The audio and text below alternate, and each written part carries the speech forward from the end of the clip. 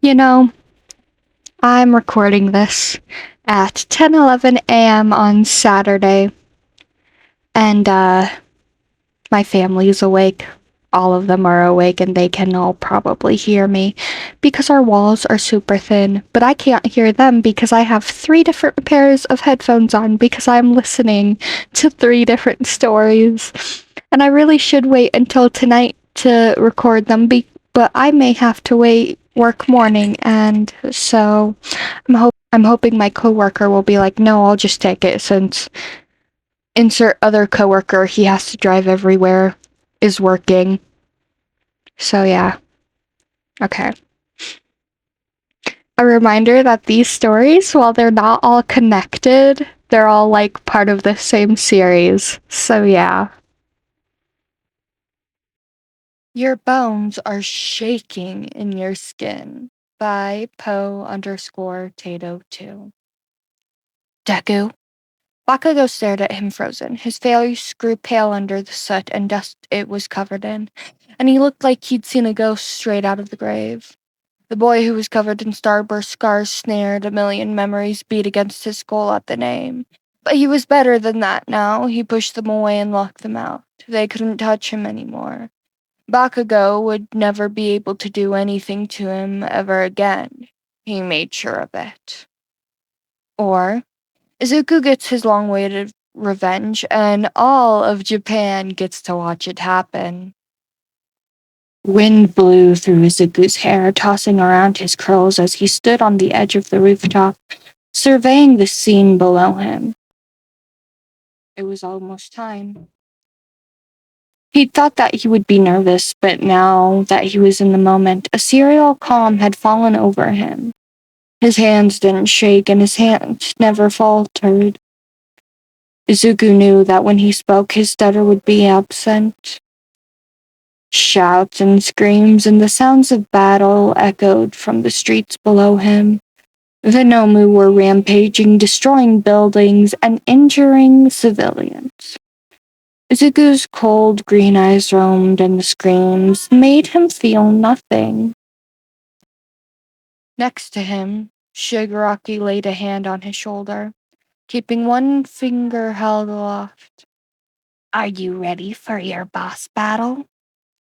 Yes. Izuku's face focus latched onto the single person throughout the chaos. Explosions blew from his palms, and he was a bursting star in action, stealing everyone's attention. Izuku's eyes narrowed. "I'm ready." Shigaraki gripped his shoulder in something that could almost be called brotherly affection. "Make him regret it, Izuku," he rasped, and the words sunk into Izuku's brain, wrapped around his consciousness until he was breathing them, until they were all he was made of. Izuku crouched down before jumping off the roof, and for a brief moment there is wind rushing past him, and his heart is pounding in his ears as the ground rushes up to meet him. Then his feet hit the cracked pavement below, and reality takes a hold of him once more. Bakugo's explosions echo across the improvised battlefield, and they are all Izuku hears. He straightens up and starts to walk in their direction, and then after Izuku crosses over a mound of rubble, Bakugo's silhouette emerges to stand on a pile of concrete, looking for all the world like Izuku's own personal fallen angel. But that boy, that man, was no angel, and he never would be. "Deku?" Bakugo stared at him frozen. His face grew pale under the soot and dust it was covered in, and he looked like he'd seen a ghost straight out of a grave. The boy who was covered in starburst scars sneered, a million memories beat against his skull at the name. But he was better than that now. He pushed them away and locked them out. They couldn't touch him anymore. Bakugo would never be able to do anything to him ever again. He'd made sure of it. Izuku took out a short rod out of his pocket, then clicked a button in the middle of it. It immediately expanded into the bow, nearly as tall as Izuku. Shining in the sun, Izuku clicked another button, his angry green eyes never moving from Bakugo's horrified red ones. Electricity lit up on the end of the bow. Running his tongue over his teeth, Izuku made sure he had the gun holstered at his side just in case, because there would be no failing, not today. Deku! Bakugo yelled again, sounding more sure of himself, but all the more upset for him. Izuku scoffed. That isn't my name, Katsuki. Bakugo jolted as if Izuku had already started hitting him. He was lucky the Nomu had been commanded to stay away from him now that Izuku was down here, or else one of them would surely have gotten him by now. Some hero. Izuku walked forward, boots crunching on crushed plaster and asphalt. Battles were happening right next to him, but he only had eyes for one person. A body slammed into the pavement in front of him, and he stepped over it without looking at the unmoving person's face. Nothing mattered. Nothing and no one but Bakugo. It didn't take long before Izuku was standing right in front of Bakugo. The two of them, always the other's antithesis, always at odds, they only had eyes for each other. Izuku was ready to make his dream of smashing Bakugo's head onto the ground reality, while Bakugo could only stare at the kid he'd thought committed suicide 3 years ago because of him. Unsmiling, Izuku blinked at him. Make sure you pray for a good quirk in your next life, Katsuki, because I'm about to end this one. Bakugo flinched at Izuku's first sentence hard, so hard in fact that it took him a second longer than it should have to process the second part of Izuku's statement. His eyes widened and he went to raise his arms to take a step back. But Izuku had already started moving.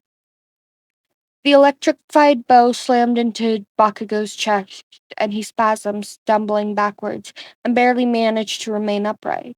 Izuku was impressed, although he didn't show it. The voltage of his bow was higher than that of a standard police taser. Izuku immediately went to smash the bow into Bakugo again, but Bakugo wasn't one of the big three of UA for nothing. He brought his arm up impossibly fast, catching the body of the staff with his gauntlet and thrusting it away. The bow swung to the side, but Izuku easily moved with its momentum and brought it back around to his front. Without ever so much as hesitating, Izuku never stopped moving, twirling the bow and aiming it swiftly at Bakugo's head.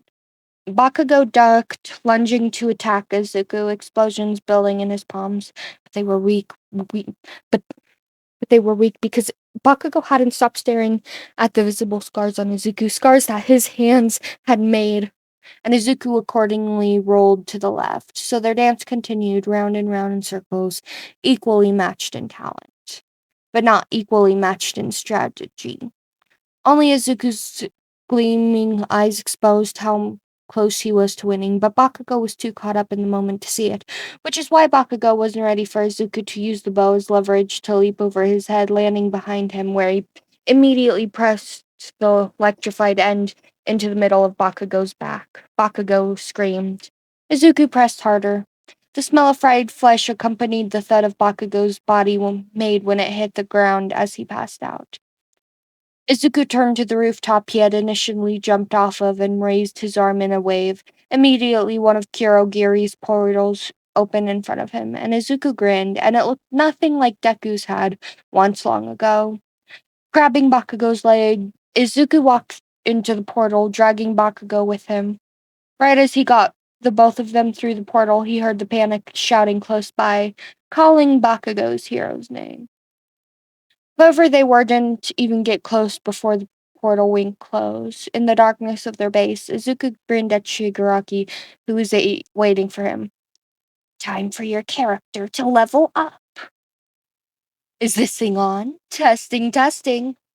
Confused faces echoed across Japan as channels switched on their own, and the Hero Commission quickly was alerted to the news reporters announced they had no control over the following content, and that the content came from villains recording live.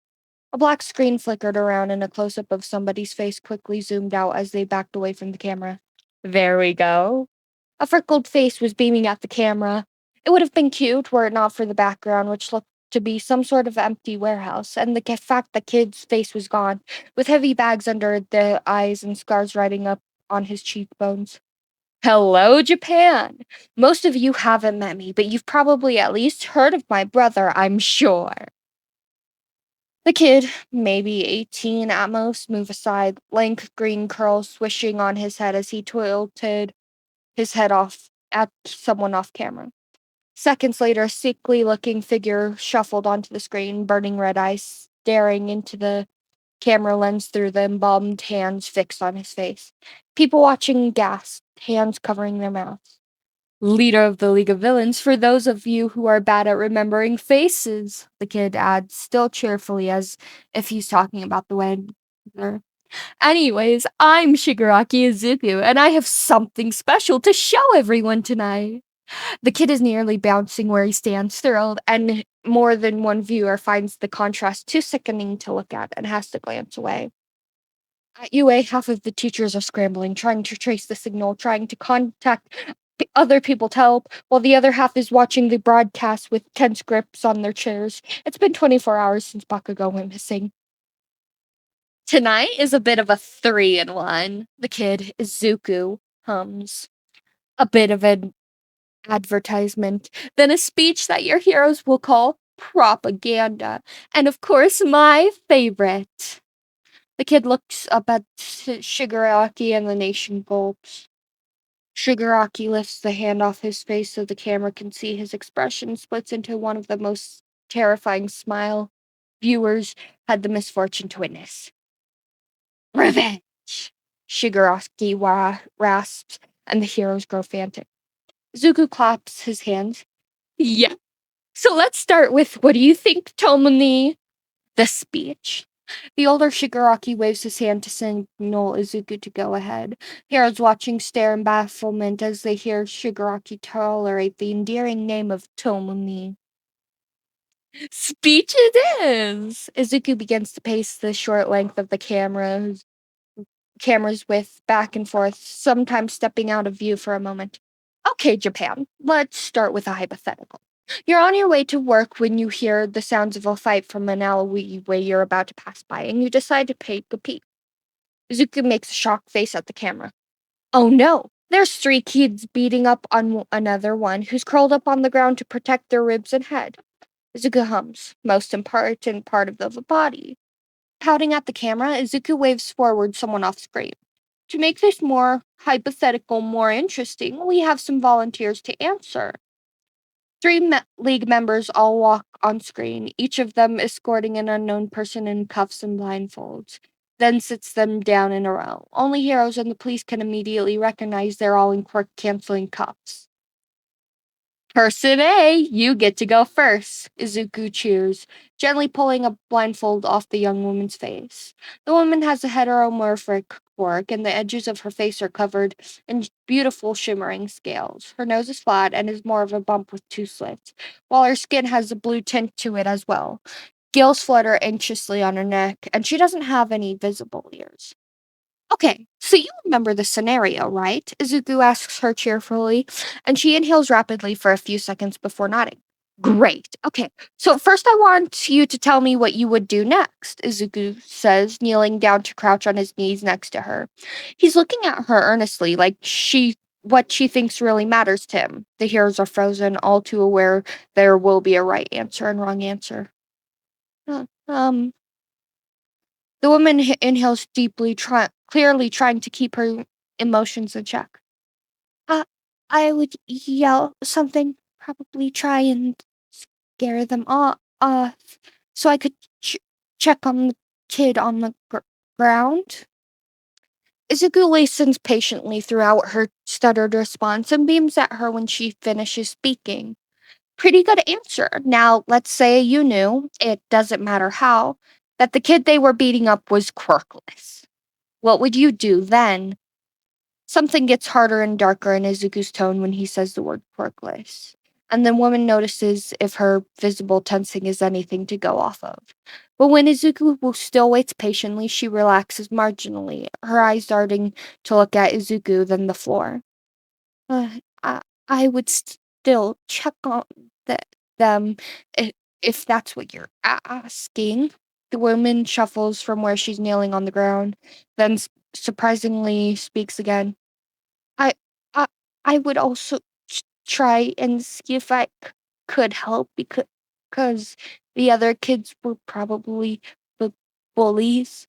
It would just happen again. By the end of her statement, the woman looks terrified again, but Izuku smiles at her, and unlike his other smiles, this one's a little more soft, a little more real. A hand of teeth at his lip curls in genuine happiness. It disappears a moment later when he stands up, however, and then pats the woman's head softly. Thank you for participating. The viewers watching are riveted. What is this all about? What's going on? Somewhere in a single household, a short green-haired woman is sobbing on her couch alone. In her hands, she is clutching the notebook her son left behind the day he died. The day she thought he had died. It contains an apology. Now she really knows what it's for. On the broadcast, Izuku has moved to the next person in the row, someone significantly different from his previous candidate. He inks up the blindfold from the eyes of the middle-aged and without any visible mutations, and the man blinks rapidly, twisting his head around immediately to look at everything he can.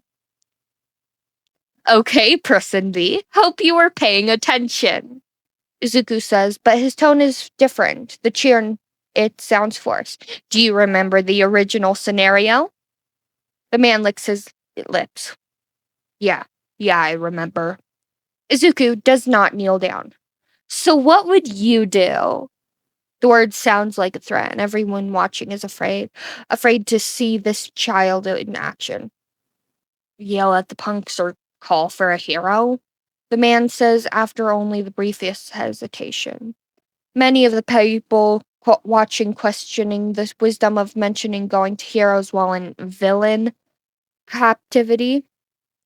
Izuku hums and his green eyes flicker to stare into the camera lens for a moment. It looks like a promise.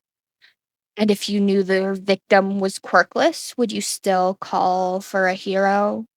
In a UA meeting room, Nezu is watching with narrowed eyes, the wording too specific for him to ignore. In the same meeting room, the former number one hero is doing everything he can to keep his composure as he breaks inside because he knows. The man is sweating to the point where it's visible to even the viewers on the other side of the screen. There is a right answer and there is a wrong answer. No, the man says, and his face pinches up like he knows what he should say, but the very idea makes his stomach churn. I wouldn't call her hero. Why not? Izuku asks very softly. The green eye in his eyes looks toxic. Shigaraki is burning holes into the back of the man's rumpled suit coat. I'd still make the kids leave them alone. The man says, not answering the question. Izuku brings his hand to his chest and taps his fingers together. He makes a considering face. Really? You don't seem very sure. The man nods somewhat frantically, but either can't or won't say anything. The more experienced officers and heroes watching have already guessed what's going to happen. Shigaraki stalks forward, then leans forward and puts his hands on both the man's shoulder, holding up that one crucial finger on each hand. The man freezes, trembling. I think you're lying, Izuku says in a sing-song voice, and it's sweet like cough syrup. Do you want to know why? The man says nothing, but Izuku doesn't wait for an answer very long regardless. I know for a fact you discriminate against villainous quirks, so I've no doubt you view the quirkless as even worse. That boy! The man suddenly yells, and he looks so enraged it's almost as if he's forgotten where he is and what situation he's stuck in. Whatever he told you was a lie. The woman whimpers and scoots away when she sees the look on Izuku's face, and it isn't until he turns a little more that the audience is able to see how Izuku's looking at the man. But when they do, there are gasps and grimaces. That boy, Izuku growls like a caged feral animal. Never told me a thing. I'm not a fucking moron. Suddenly, Izuku's arm darts forward, and he may as well be a different person with the extreme change in his demeanor. He grips the man's face in one hand and the rage oozes from him in waves, radiating even through the screen. That boy! Izuku snarls. Refused to tell me a thing when I asked because he knew what you were doing was criminal. But he said you had two daughters you treated well, and he couldn't do that to them. Shaking, Izuku's fingers dig into the man's face. Shigaraki looks almost delighted with this turn of events, and it's an odd look on his face. That boy is more of a hero than you'll ever be, and it's not just me who feels that way, is it? Suddenly, Izuku grins, and it is sick, because he proved you wrong. He proved you wrong, and he will always have the safety of my seal of approval. 2 cities away, a young hero fresh to underground heroics has been awoken by his boyfriend to watch the broadcast. And when the young hero sees the face of the man about to die and hears the words of a teenager about to kill him, he drops the coffee cup he's holding and it shatters on the ground. Izuku finally releases the man's face and he smiles up at Shigaraki, and every member of law enforcement watching knows exactly what's going to happen. Make it hurt, he tells Shigaraki sweetly. And 20 million people watch in real time as Shigaraki places 5 fingers on both the man's shoulders, and they watch in horror or look away as his flesh decays, turning to dust much more slowly than usual. In less than 10 seconds, there are only 2 people left. 2 people. And a pile of dust. The woman is shaking, and Izuku privately thinks that she probably isn't able to cry because of her quantum mutations, because he's almost sure that she wants to. Izuku takes several deep inhales, and when he turns back to the camera, his original sunny grin is back in place. It is unsettling how now that the viewers have seen what he's capable of, who he really is. Shigaraki retreats back a couple of steps. And last but not least, person C. Izuku to the last person, proceeding to slip the blindfold off a teenager who looks so plain it's almost impressive. The people still watching hiss as a black eye is revealed, marring the kid's face. Not on us, by the way, Izuku adds, glancing at the camera and gesturing to the black eye, as if he knows exactly what the audience is assuming. Do you remember the original scenario, Yamane-kun? Izuku crouches down and he's nearly the same size as the teenager. Izuku, knowing the kid's name, makes several viewers startle and makes the officials worry. Yamane nods. So, what would you do? So, what would you do? Izuku asks, just as patient as he'd been with the first one. Yamane is silent for a moment, their empty eyes stare into the camera. I would never come across the kid. I am the kid. Nezu realizes what's going on in that moment, but there's nothing he can do to stop it, so he says nothing. Beside him, All Might has been steadily crying, his sins heavy on his shoulders. Across Japan, the previous members of Class 1A are watching. They are watching and waiting, and fear builds in them as the minutes pass. Izuku makes a soothing noise, then gently runs his hand over Yamane's hair. We can change the question a little bit, Yamane-kun. If you were the kid on the ground and I passed by, what would you want me to do? The question is as loaded as a gun, and the woman watching. The question is as loaded as a gun, and the woman is watching the two of them with wide eyes. Shigaraki looks merely intrigued, indulgent even. Yamane has looked away from the camera and is now looking at Izuku. It is no coincidence that Izuku has made sure they're on the same physical level, but that does not occur to Yamane. No one ever does anything, Yamane says hollowly. Oh, but I would. I promise, Yamane-kun. I would every time. Just tell me what you want me to do. Izuku's words are sweet, enticing like the honey of a Venus flytrap. But why? Yamane asks, and their voice breaks. Some of the people watching are shocked by what they're seeing, some horrified, some don't believe it at all, and some are envious. Izuku's eyes soften a touch. The camera has been forgotten. Because I'm quirkless too. Yamane gapes at Izuku, and now everyone watching knows what's going on if they haven't figured it out before. At UA's, Aizawa clenches his fists together, and the League knows exactly what they're doing, and they decided to broadcast it for a reason. This is going to cause a revolution, one way or another. So tell me, what would you want me to do? Izuku asks, and Yamane is looking at him like he's their personal savior. And Yamane is looking at him like he's their personal savior. But isn't he? Who else was going to come for them? Yamane silent, then they wiggle their arms. Izuku seems to know what this means, and he takes off the cuffs without fanfare.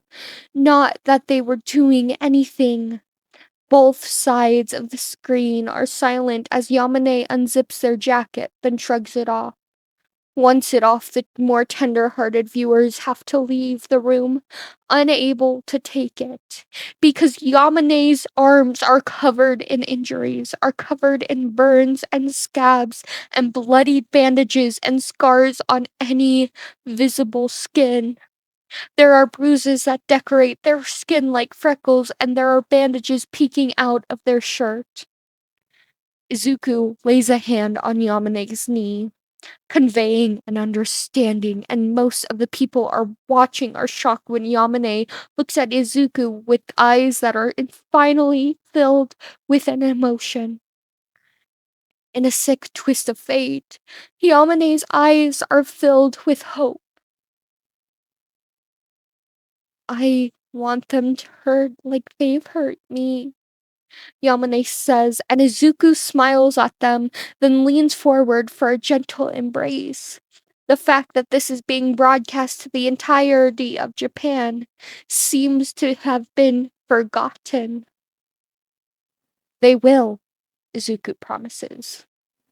The broadcast is edging on 20 minutes long by the time Izuku has sent Yamane out of the room with the League member spinner, with instructions to properly take care of their injuries and get something to eat. Dabi, can you make sure Sugiyama-san gets home safely? Izuku addresses off camera, and a second later, A-rank villain Dabi is helping the first volunteer to her feet. Izuku waves to her cheerily as Dabi steers her off somewhere off camera. Police officers are already scrambling to find the woman's address with the name Izuku said. They will be too late to catch Dabi, but will arrive to find an uncuffed, traumatized young woman sobbing on her front steps. None of that matters in the face of the continuing broadcast, however. Prelude complete, Izuku announces, stretching dramatically. Alright, next is a bit of an advertisement. Then it'll almost be time to wrap up. Shigaraki saunters to hand Izuku a gun. A small group of heroes suddenly have a nasty guess about what they're going to be advertising, and dread rises in all of them. Night-Eye dials the commission with dread in his lungs. Some of you may have heard rumors floating around about a quirk erasing bullets, Izuku begins. But you also probably heard that they were temporary quirk erasing bullets. The sweet grin that slips onto Izuku's face only makes people shiver. This, however, is the real deal. Courtesy of overhaul schematics that I perfected, this bullet will erase someone's quirk permanently. Izuku twirls around, a flush rising to its cheeks. But no advertisement is complete without a demonstration, of course. So, he smiles. Will someone bring in Bakugo? Curses fall out of multiple heroes' mouths, some crying, some still frantic in the hopes that this won't work.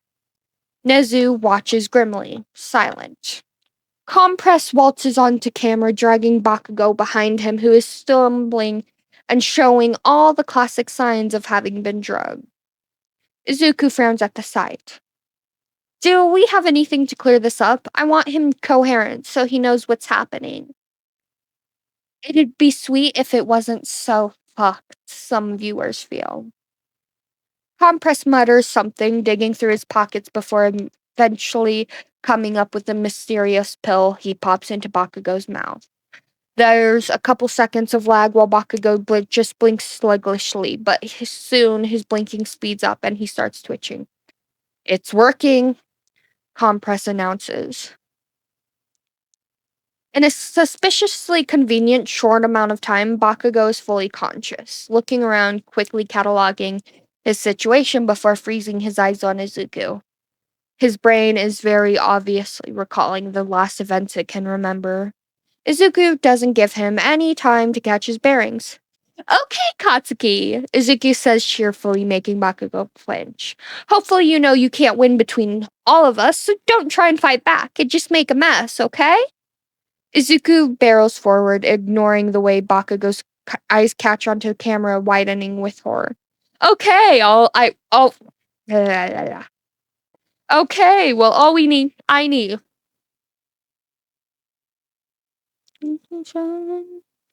Okay, well, all I need is your cooperation with a little demonstration, and as long as you're good, you'll leave here alive. Bakugo opens his mouth again and Bakugo immediately.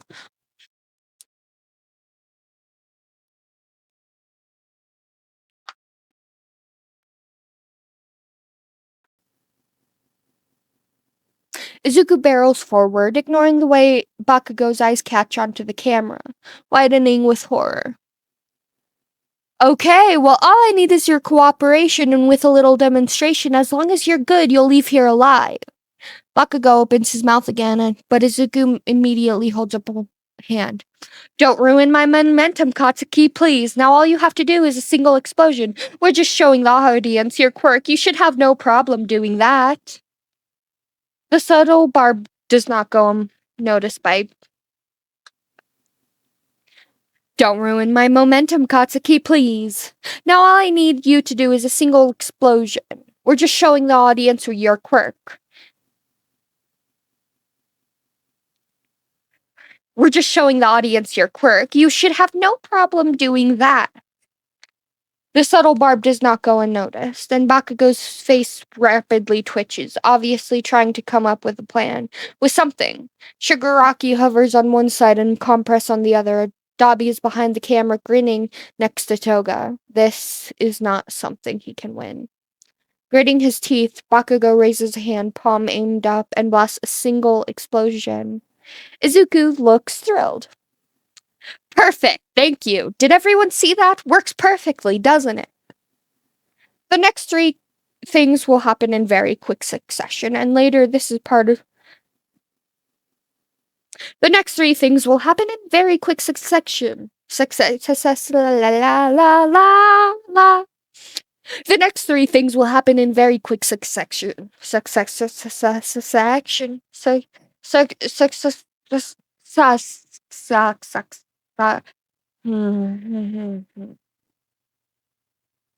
The next three things will happen in very quick succession. And later, this is part of the. This is the part that this is. And I wanna move on. Wait 2 years and we'll be gone. Not like guys like us are cool in college. Cool in college, this I know. Like guys like us are cool in college, but we're not in college all the same.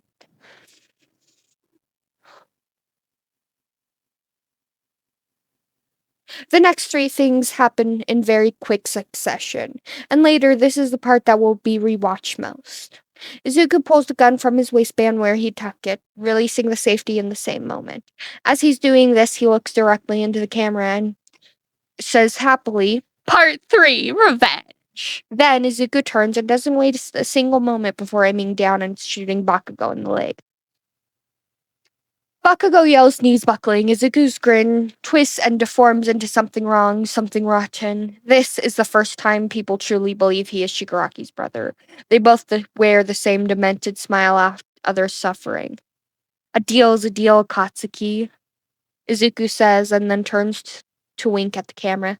Bye, Japan! Thanks for watching! The last thing that can be seen before the broadcast shuts off is a black portal opening underneath Bakugo, and his shocked and terrified face as he falls through it. Not long after, the Hero Commission will make an official statement that Bakugo has been found and is receiving medical attention, but will refuse to elaborate past that. Protests will break out, protesting heroes, protesting treatment of the quirkless, protesting quirkism in general, and Izuku watches. Izuku sits, watching his dominoes fall. Across Japan, different lives will be affected personally. Shinso will be grappling with the repercussions of endorsement from a villain. All Might will be lamenting over his past mistakes, and Bakugo, he will not think about Deku. He will not watch the news, and he will not check his phone. Bakugo will spend his time trying to figure out a way to fill the new emptiness inside him. Bakugo will be learning how to live again. I don't think you guys realize how hard this one for me to read is. Po_Tato2 is amazing, and you guys should go read it instead of listening to me read it for you. Unless you cannot read, and then I suggest I don't know. I'm sorry, that was mean. I did not mean that. I just meant this is so much better than I can ever do. And all kudos to them, but it is so hard for me to read. I don't know why. Today was just it is so much harder for me to read than it usually is. I had to stop like 20 different times recording just to drink water. I've been getting the smart waters, the with alkaline, the black ones, not the blue ones. And I get this 3 servings per container bottles. Because those are the ones that come in the pack at my local store, right? And so I've drank 2 full whole ones of that just while recording this, and that's a lot. And yeah, so there's it's not hard to read. It's just very tongue twistery for me. And you guys know how I am. You guys know how I am. And it's and I have music playing. And I kept having to change the music because it was not just fitting. And nothing is fitting this one. But that's good. That's good. So yeah. Okay. I have bloopers.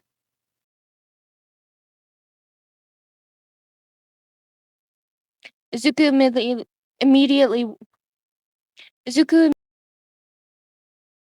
leader of the League of Villains for those who you leader of the League of Villains for those who you oh blah, blah, blah,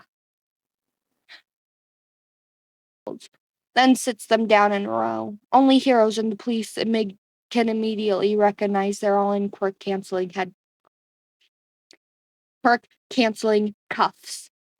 canceling cuffs. Quirk canceling cuffs. Quirk canceling cuffs. Okay, so you remember the scenario, right? Izuku asks her cheerfully, and she inhales rapidly for a few seconds before nodding. Great. Okay, so first I wanted to tell. Okay, so you remember the scenario, right? Izuku asks her cheerfully, and she inhales for. Okay, okay, okay. We can do this. We can speak. We're good at reading. Woo! The viewers are watching. The viewers watching